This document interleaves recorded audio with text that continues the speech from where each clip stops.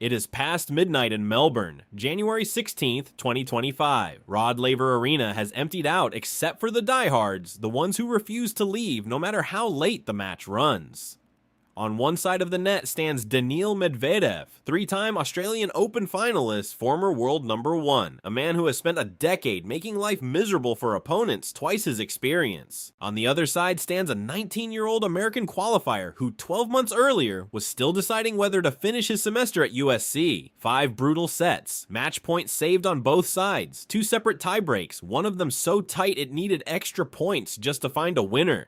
When the final ball floats past Medvedev's racket and lands out, the kid on the other side of the net doesn't scream, he doesn't fall to his knees. He smiles, thanks the sparse crowd for staying so late, and later explains that his post-match reward was going to be a pepperoni pizza. Celebratory, he clarifies, not the coping kind. His name is learner Tien, and the win over Medvedev was not an accident. It was the first data point in a pattern that would repeat itself against the best players in the world, over and over for the following 2 years. Irvine, California does not have a tennis tradition the way Florida or Southern California's more storied academies do. It is a planned city, orderly and quiet, the kind of place where 2 immigrant professionals build a stable life for their children without particularly expecting one of those children to become an elite athlete. Quang Don Tien and Huyen Tien arrived in the United States as Hoa refugees who had fled South Vietnam. Quang became a real estate lawyer, running a small office in Garden Grove and a family awnings business on the side. Huyen taught math in the Anaheim School District. They named their son Learner, a direct nod to his mother's profession, a name that was either a small joke between 2 educators or a genuine statement of values, depending on who you ask. His younger sister, born later, was named Justice, after their father's career in law. The names, as it turned out, described the household perfectly. Discipline and growth were not abstractions in the Tien family. They were the organizing principles. Learner Tien was holding a tennis racket by the time he was 18 months old. Not through any elaborate program. His parents simply played casually at community courts near their home, and their toddler ran around while they hit balls back and forth. Neither parent had a serious athletic background. Quang Don Tien has described himself and his wife as hacks who play better in their minds than they do on the court.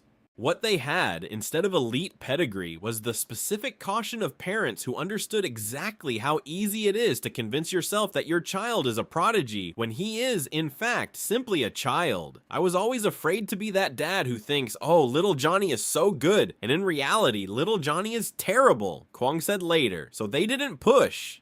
They let their son run around while they played, avoided seeking attention on his behalf, and kept his early success in perspective even as it became increasingly clear that perspective was going to be difficult to maintain. He won his first tournament at the Racket Club of Irvine at 5 years old. Just before turning 6, he won his first championship at a tournament in Upland, earning a trophy shaped like a jack-o'-lantern because the event fell on Halloween.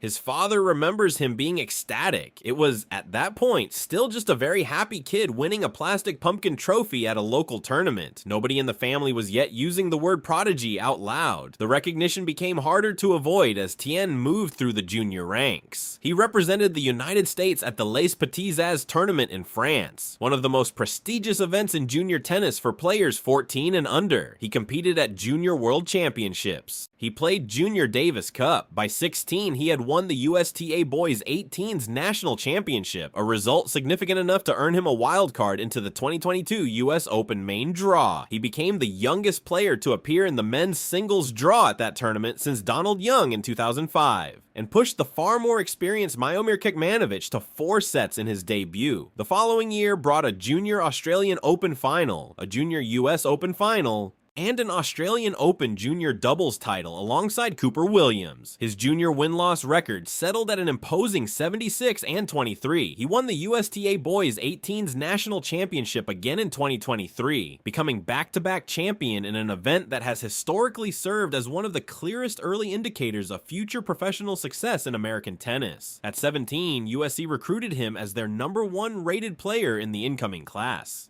Head coach Brett Massey called him a one-of-a-kind recruit. Tien enrolled, played 1 semester of collegiate tennis in spring 2023, and then made the decision that separates promising juniors from professional careers. He left college behind and turned pro. He spent much of 2024 grinding through the ATP Challenger Tour, the unglamorous, unheralded circuit where future top 100 players earn their rankings one modest tournament at a time. He put together a 28-match winning streak at USTA Pro Circuit events that year. Quiet, unspectacular, exactly the kind of accumulation of small wins that convinces coaches a player is building something real. Michael Chang won the French Open in 1989 at 17 years old, still the youngest male Grand Slam singles champion in the history of the sport.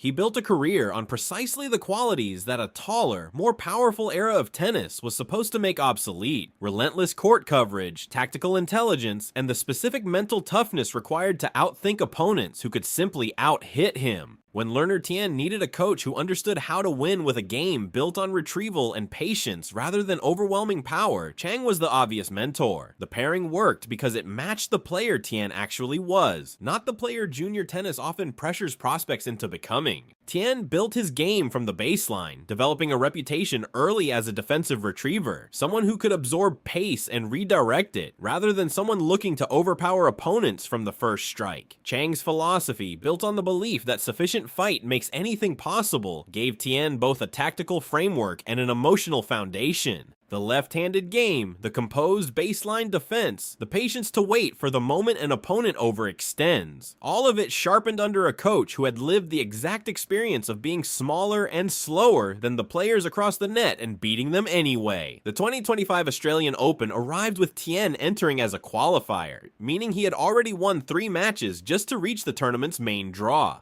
His first round opponent, Camilo Ugo Carabelli, took him almost 4 hours and 5 sets to defeat. Nobody outside his immediate circle expected the run to continue much further. Waiting in the second round was Daniil Medvedev, seeded 5th, a 3-time finalist at this exact tournament, a player with the specific championship experience that typically renders qualifier matchups a formality. The match stretched across 5 sets, swinging wildly from one player's control to the other. A third set tiebreak ran deep past its usual length. A fourth set saw Medvedev completely take over, cruising to a lopsided finish. And a decisive fifth set tiebreak eventually went Tien's way in agonizingly tight fashion. Tien admitted afterward that in the fourth set, he had simply needed to use the bathroom so badly that he stopped competing seriously, choosing to save his energy and start the fifth set on serve rather than fight for a set he had mentally written off. It is, among elite-level Grand Slam upsets, one of the more unusual pieces of tactical honesty on record. It also worked. He beat Corentin Moutet in straight sets in the third round, becoming the youngest player to reach the Australian Open fourth round since Rafael Nadal in 2005.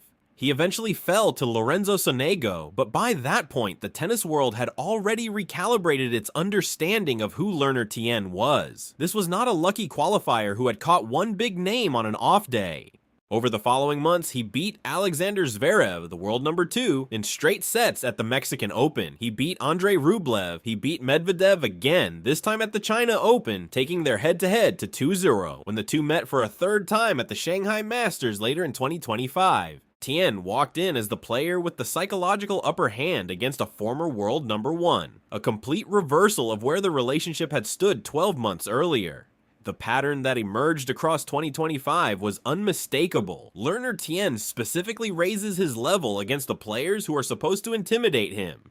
Top 10 opponents, former Grand Slam finalists, established veterans with championship pedigree. These were the matches where Tien's composed baseline game and Chang-honed patience produced its best results. Not against the lower-ranked players where consistency should theoretically be easier to find. By June 30th, 2025, he had climbed to a career-high ranking of world number 62. He kept climbing.